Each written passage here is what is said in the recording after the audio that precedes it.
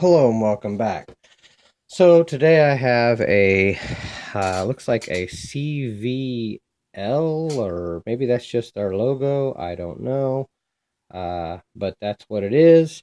It's a double-sided oval. I got it from Adrian Leon in the package that he sent. Muchas gracias. I had a blank key that does not work, obviously, so both sides are pinned up. Um, in order to make this key work and to be able to make a key for this, I will have to pick both sides open, or at least one of them anyway. But to make one side work, but I'm going to attempt to try to pick both sides open. I've went ahead and removed the pins. There are pins in those actuators that go through those holes right there. How well you guys can see that, but there's two pins. I went ahead and pushed those pins out so that I'll be able to gut this. I do not have a pinning shoe, so the first side is going to be rather messy in the gutting, but I figured I would give it a shot, and let's see what we can do here. Let's put this in the vise, see if maybe I can get these two sides pinned open. I have to be careful not to I put it in my vise not to pin those actuators, otherwise I would never know whether or not I got it open or not. So let's see what's inside this here. Attempt to anyway.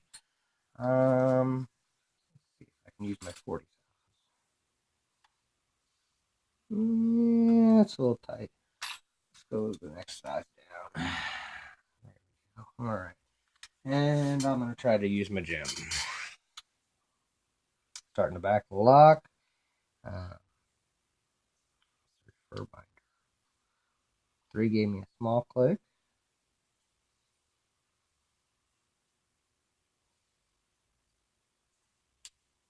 On 5 maybe. Okay. Not getting a whole lot here.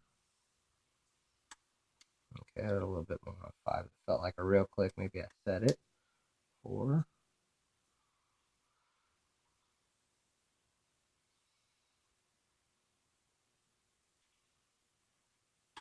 Oh, there it is. Open on 1.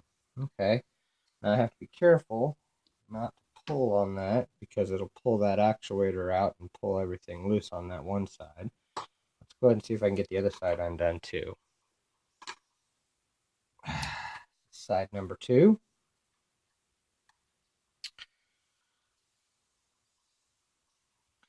Start back of the lock the same way I did on the other one. Put it on 5. 4.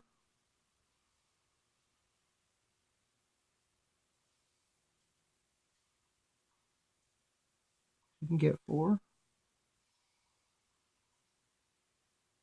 And I've gotten 5. There was a little bit, felt like I actually set 5 that time.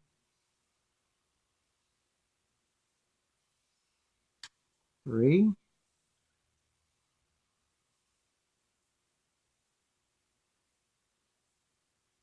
And 1. There we go. Okay, so I got both sides picked open. Let's zoom this out. See if I can manage to make this ugly, make this a little less ugly than it's already going to be. Let's see, I'll put these 2 pins for the actuators there. A key blank right there.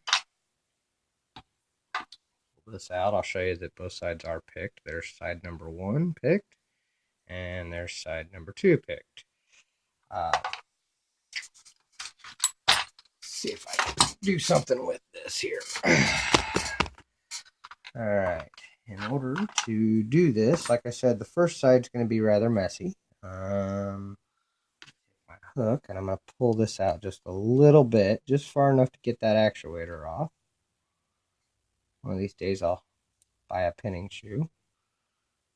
This will be a whole lot less messy, but actually for the time being, let's just go ahead and pull that. There's the one actuator. I can go ahead and pull the other actuator off. Now both actuators are off. This first side, I'm going to keep the pin side up for the key so that those don't fall out. and the bottom, the inside pins in the Bible are just going to spring out,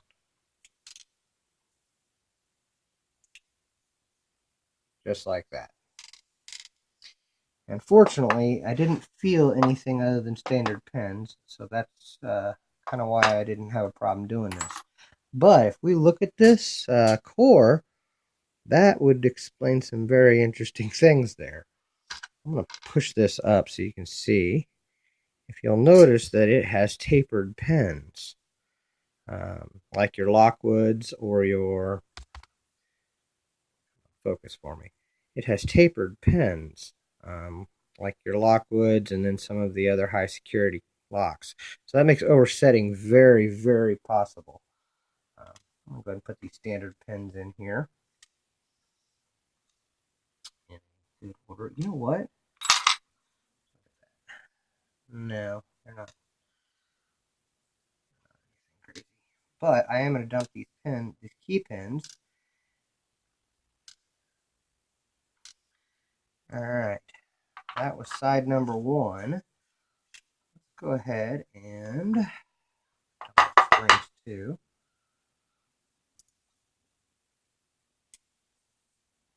Wow, big long springs for such a small lock.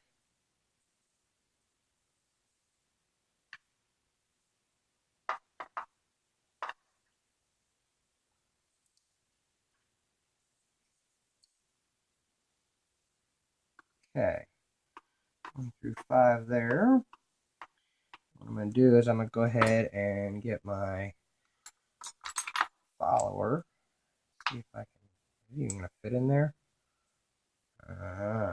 Follower isn't even going to fit in there. So I wasn't going to be able to use my follower for this anyways. But as I said on the first side, they're all standard, so it's not that bad. What we'll do is we'll go ahead and cut this side too. I'll probably cut this in half and make a challenge out of one side and leave the other side standard.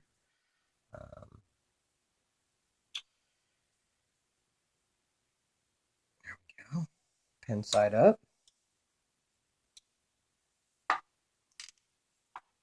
That was pin 4. Pin 3. Or 5, 4, 3.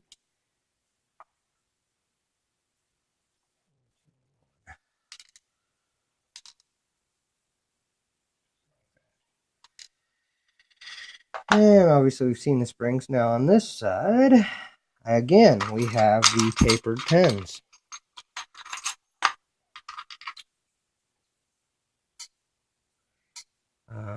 Looks like it's tapered in one, or excuse me, yeah, no, all of them are slightly tapered. My goodness. Okay. Very cool. Very cool. Makes oversetting very easy on these. And now you get a pretty good view of those tapered pins, especially in pin 5 there that's sticking up pretty high. So, pretty cool little lock here. Never heard of this brand, but the pins. Next time you see this lock, it will be keyed with a key and probably split in half, and I will be sending it out to somebody else to pick. So I guess I can zoom in real quick and let you see both top and bottom there. But like I said, it was all standard except for those tapered key pins, which definitely makes for a very very easy to overset. Thank you for your time. Thank you for watching, Adrian. Muchas gracias for the lock, and thank you, and have a good day, and don't break the law. All right, guys, here's the update on that CVL that the oval, double-sided, that I had the key blank for, and here is the half that I have cut it in half and made the key for it already. So here is the locked up, as you can see. Here is the key that I made for it. There is the bitting on the key, and show you that the key does work very smoothly for it. Really good. So that's good. And it is locked up. And what else I've also done for it is, instead of having that pin that went all the way through, I threaded a screw in there. So now whoever I send this to next will not have to fight the pin. They can just unscrew that, take the actuator off, and be able to gut it a lot easier. So muchas gracias, Adrian, for the lock and the key blank. Made the key for it. It works smoothly, and somebody else will get to enjoy this next. So thank you for your time. Thank you for watching, and don't break the law.